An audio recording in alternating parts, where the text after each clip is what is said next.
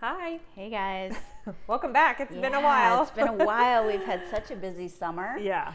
Which is funny because we didn't really have a lot going on. It just seemed like it was just, I don't know, there's a lot. I mean, you went on vacation. Yeah. And I went on that's vacation. True. You were on vacation for several weeks. Yeah. And then I was doing a project at home. Yeah. And then you had volleyball. Yeah. Camp. Mm-hmm. There was kind of a bit There going was. On. I guess it's just, from other summers, it seems like it was so much busier. And this time it was just, I don't know. And it's hard to record because the kids are around. And so we're spending time with family as opposed to kind of them being in school. But anyway. Right. And we tried to do the Zoom a couple times, and we did the one. Yeah, we did the one. But then, some other things came into place where it just wasn't like we can sit down and really talk. Yeah. Exactly. So anyway, this has been our first time, and we've actually spent a couple hours already just kind of processing so much stuff. Yeah, exactly. But we thought we'd do a video because Katie has some really awesome insights to share. About intimacy again. And that was really one of our most popular videos. We got a lot of good feedback on that. I think we got the most views, right? Yeah, exactly. And I think that maybe that's just kind of what we need to talk about. We've really dove into that within our own marriages. Yeah. And it's been our thing that we've had to learn. Exactly. It's been such a huge lesson, such a huge I mean, there's just so much involved with it that I feel, and Lorianne and I talked about this, is that this is our thing to just really dissect and learn from and grow from, and it doesn't look pretty. I mean, there's so many pieces to it that are so hard because it's really changing the view or the perception of what marriage is. What I thought it was is not anything that what I really want. And me realizing that and then being able to share that with my husband was one of the scariest things I think I've ever had to do. Oh my gosh. I mean, what you just said there, so many of us, I mean, you hear that first year of marriage is such a disillusionment, right? Yes. Because we all aren't getting what we want out of the marriage, right? And what we thought it was. And what we thought it should be, or what we thought we were entering into. Yeah. And so I think a lot of us just kind of put up and shut up when we're like, oh, okay, this is not at all what I expected. I guess I better toe the line. Understanding the feelings involved. And for me, I just was not in touch with that at all. It took me, we're almost going on 17 years now of marriage, to finally get it and be like, oh, there's that's a huge piece. And it's okay to honor that. It's okay to honor that and show up and say, you know what? I was really wanting to get this from marriage. And I think that's okay for me to want that. Yeah. And to hold you accountable. Yes. To start to create that with me. Right. And to do that, you have to be very clear on what you want. Right. And maybe if you're not, but what I've found is that, a lot of marriages fall apart because, a lot of women do feel that piece that they're missing something. Yeah. Men do too, I think. But typically, I think for men, it's the physical piece that they're looking for, so the grass is always greener thing. I'm going to go look over here because she'll give me as much sex as I want. It'll be that physical part. And then they find out later, several years later, another marriage later, right? Did they really find what they wanted? Right. And so having to really feel that for ourselves, figure that out for ourselves, having the courage to then share that with our husbands, regardless of them accepting it or not, and saying you don't want the physical piece all the time and it's not just that. There's so much more to it because in society we don't know that. We don't see that on a day-to-day basis. Yeah, it's not talked about. No. It's not shown in movies. No. It's always the physical, like, oh, they have this great attraction and it's wham, bam, thank you, ma'am. And it's just like, but then how long does that last? Right. It doesn't last very long. You have to have the other pieces. And it was hard for me to figure out what that piece was. A lot of us talk about the intimacy, right? The intimacy outside of the bedroom outweighs anything happening in the bedroom physically. Yeah. Because there's those other pieces. What are the 3 pieces? You always say it so well. The physical, the spiritual, and the emotional. And for me, the emotional and the spiritual have been missing in my marriage for 17 years. Yeah.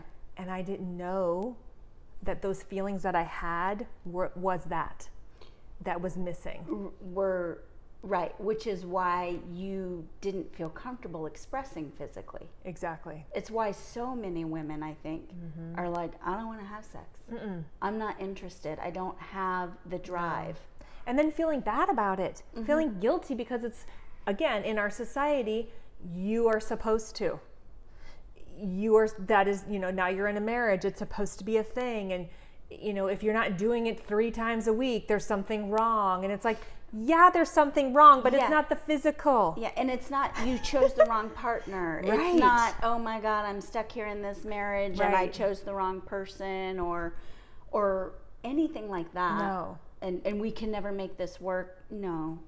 It really is about a personal journey that you are expressing with another person. Exactly. And if there's a physical breakdown where you're not on the same page physically, then that's kind of how it shows up, right? Yeah, that's just the manifestation of a breakdown in the emotional and spiritual connection. Now it might just be your own emotional and spiritual connection, but if you're not feeling it in yourself, you certainly won't manifest it in your marriage. Right. And then it won't be manifested physically either. Right. So there's like a couple of layers here. Layers, it's not just about, hey, all right, let's get on board and let's connect emotionally and spiritually. It's like, first of all, you got to even figure out what you want emotionally and even know, spiritually. And be able to feel it. And then to communicate And then to be able to communicate that was probably the biggest thing for me is I didn't even know how to express it to myself. I didn't know how to identify it in myself. And it's funny because as I'm talking with my husband recently, I even have a hard time verbalizing it because it's not physical. Right. It's not physical. You can't explain it that way. It's a feeling. And when you feel disconnected, you need to honor that, but then figure out what the disconnection is and then be clear enough with yourself to be able then to communicate that with your spouse, because it's like speaking another language.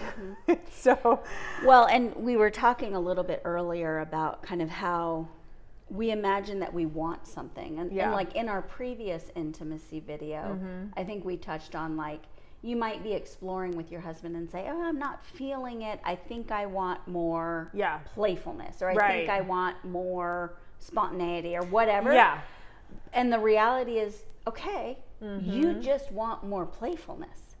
Yeah. Whether but that doesn't necessarily mean sexually or not. Exactly. You want more emotional playfulness. You want more spiritual playfulness. And yes, it will manifest physically. Yes. Playfulness with your partner. Exactly. But to be able to step back and realize, and really know that that's what that means. Want. Right. Yeah. So when you start thinking like, oh, I'm not getting the physical thing in my marriage. I want, what do you want? Exactly. And then connect a feeling with it and be like, okay, that is what you're looking to achieve. Yeah. How do we begin to express How do we this? do that? And both partners have to be on board. Yeah. So it really starts with that, we talked about this vulnerability. Vulnerability for yourself, being able to be vulnerable with yourself, to then share with your spouse that vulnerability, for them to even, what's the word I'm looking for, lower their wall, to then even be open to it. Because I could just go in and be like, well, yeah, I want this and that or whatever, and they could just be looking at you like, well, I don't care about, I just want the physical. Like, I don't care about that. So there's layers to it that are just, it has to start with that piece, just really what you want, and then being vulnerable with expressing it. and feeling safe enough to do that. Because I was expressing with my husband yesterday, just saying, I now feel safe enough to express with him my thoughts that I don't feel comfortable having sex right now all the time because I feel disconnected outside of the bedroom. Mm-hmm. I couldn't have gotten there before unless I had shown him some vulnerability that I had to go through so he could see that my walls were down so that his walls could be down, and that it's not about him. Mm-hmm. I'm not trying to hurt him or trying to reject him. I have to be clear on what I want to share with him. And what's coming up for me as you're sharing that is just how often you hear that people are like, you know, there's one person in the marriage who doesn't even realize the other person is suffering or unhappy. Right. And they're blindsided because that unhappy person comes to them and says, you do this and you never do this and you never do this. Mm-hmm. And they're just like, whoa, what? And that immediately creates two walls. Yes. You cannot communicate. No. And that vulnerability that you're talking about is taking the finger. If you're feeling dissatisfied, if you're feeling like they do this, right, immediately to come back and be like, wait. How am I showing up in this marriage? And what can I do better? And let me get super clear on what I need and what I'm looking for so that I at least can give them an opportunity to give that to me. Right. Exactly. Being able to share that with them and giving them the opportunity, because they may not. They may and not that's understand okay. it. And they might not give it. They might not. But for you to be okay, because this is about you and how you feel. Not about the other person. Yes, of course, we want to be loving, but to be loving is to not blame, be accountable for your actions in the marriage, and then be able to share that so that it allows the space to work together. Yeah.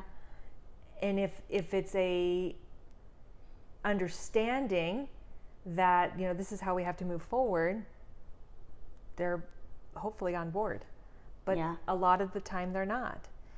And being okay with that. You know, so I wonder if a lot of the time they're not is true. It's probably not, because it's so hard. I feel like when someone comes to you really vulnerable and like, man, I'm struggling with this and I don't want to lose you, but I can't go on like this anymore. It's really hard for someone to be like, sorry, no, you're wrong. Good luck with that. How do you say you're wrong to that? Yes. I mean, and I think that's kind of what I've experienced in my own marriage is just, you can't say you're wrong. It's like, I'm experiencing this and I want more with you. Yeah.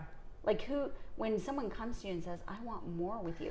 If you're in a marriage where the person's committed. Yeah. Who can say no to I want more with you? True. Although as you're saying that, it's interesting because about a year ago in July, I had this very similar conversation with my husband because I was becoming very clear on what I was wanting, but I wasn't really able to verbalize it. And we had several conversations around sex in our marriage and him wanting it way more than I did. And I was saying no. And he, you know, really put that wall up.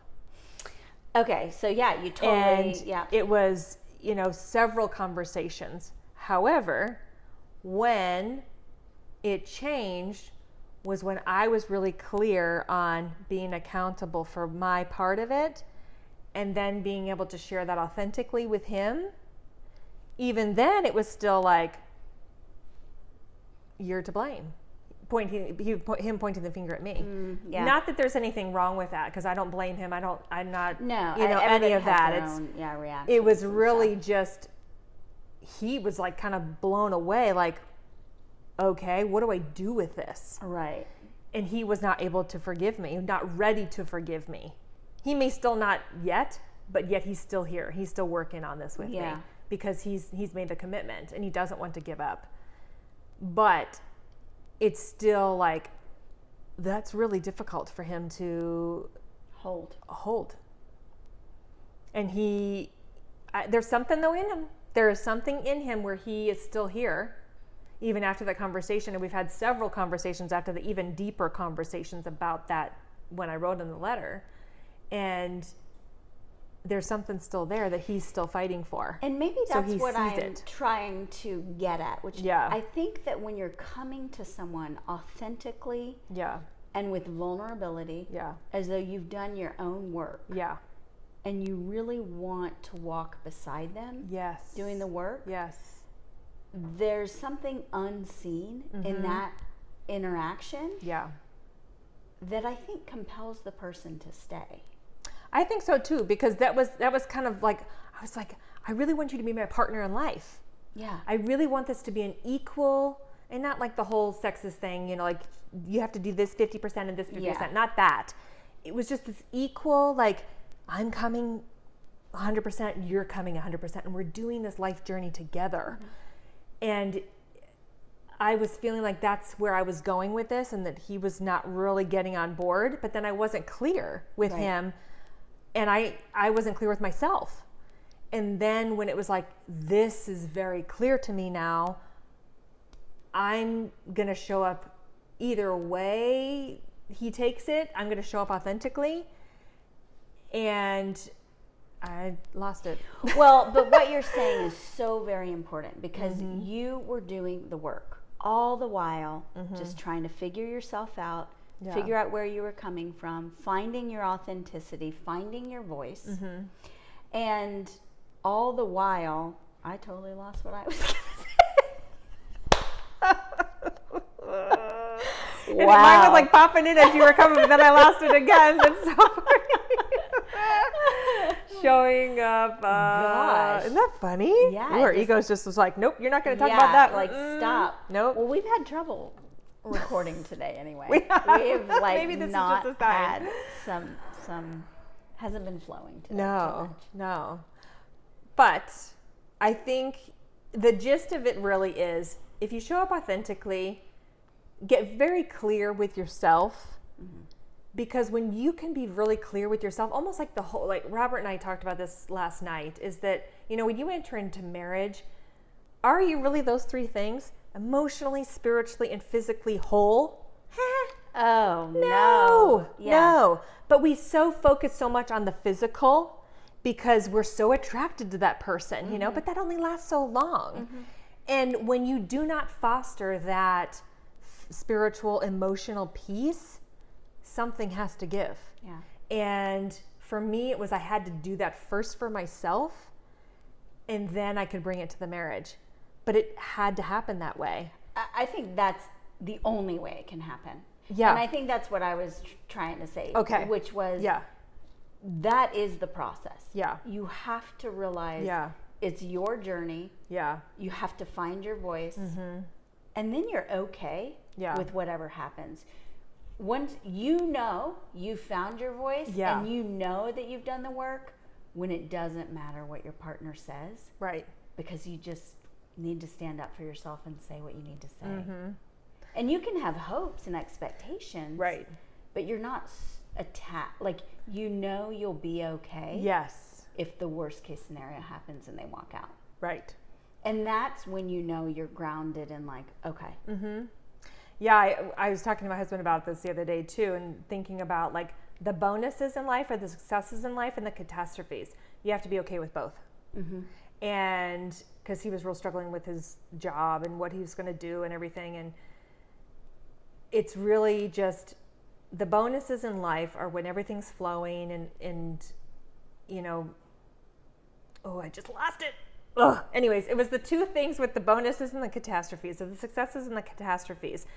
It's all beautiful. It's all for our highest good. It's all the most amazing thing.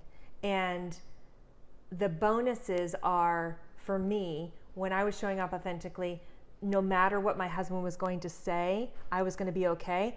But if he says okay and he wants to be on this journey with me, that's the bonus. That turns into the bonus. That turns into the bonus. When you're okay with the catastrophe, it can turn into the bonus. Yes, that's what I was trying to say. I love it. I love it. Where it's just like, okay, when you're showing up authentically to yourself and really honoring yourself, everything else is a bonus.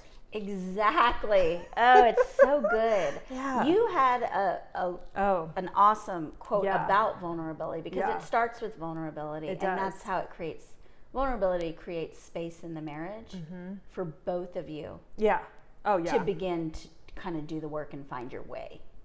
Find your Yes. way with each other. Yes. But I'll read it because it's so just good. so powerful. Emotional vulnerability, often seen as weakness, is actually one of the highest forms of strength. Having the courage to show up, express your authentic self, and be seen regardless of the outcome takes a lot of courage. There is so much to gain from vulnerability.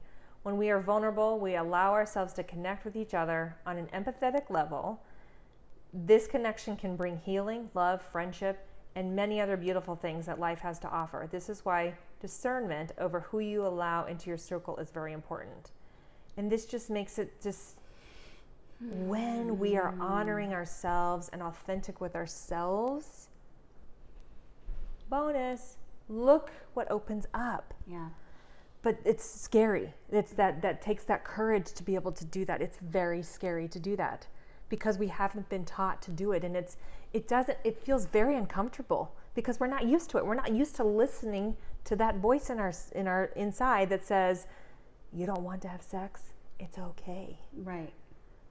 Without thinking like there's something wrong with you, there's something wrong with him, there's something wrong with your marriage, this is going to end badly. Right. I mean, you put all of these different conclusions on it instead of just allowing it to be a moment where you're like, I must need some healing.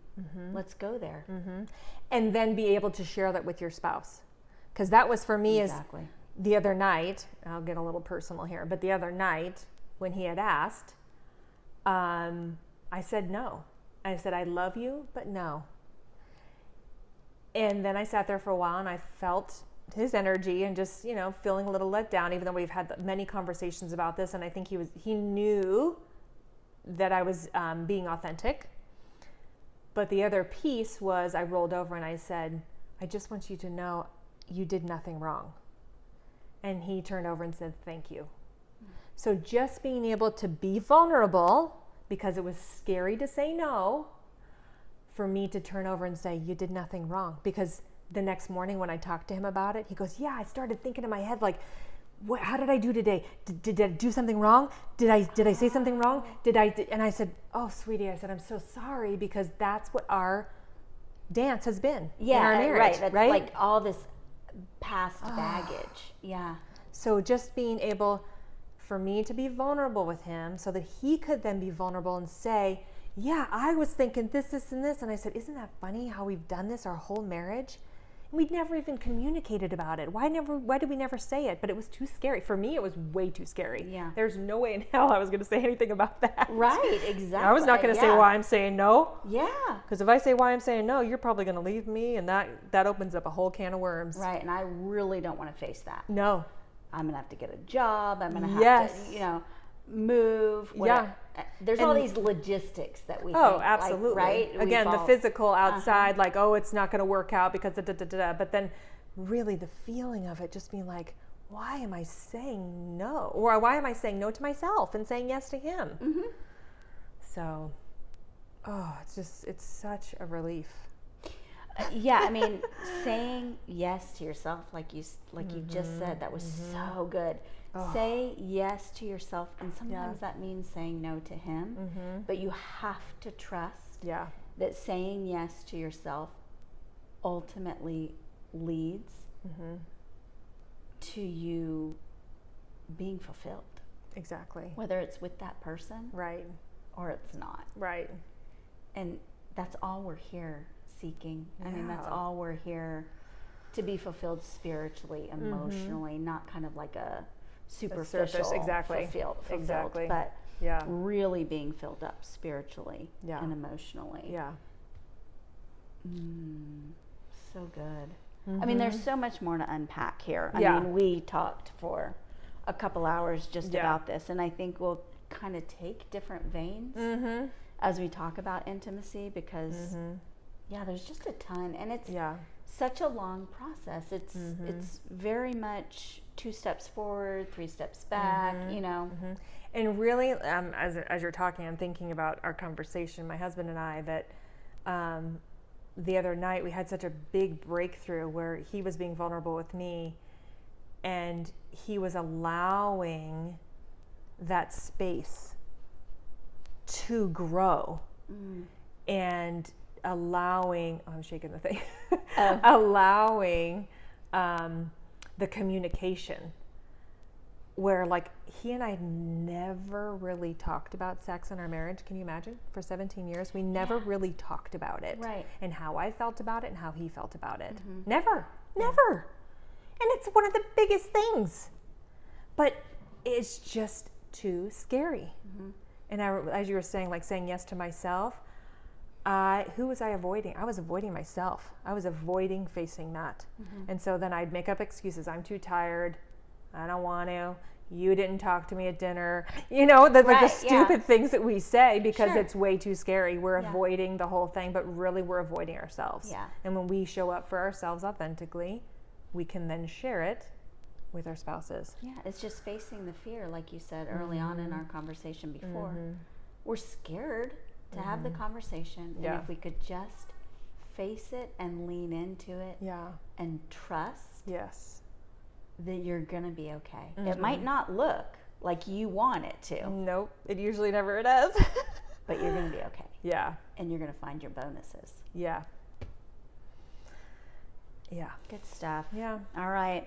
You guys take care. We'll talk to you next time. Bye.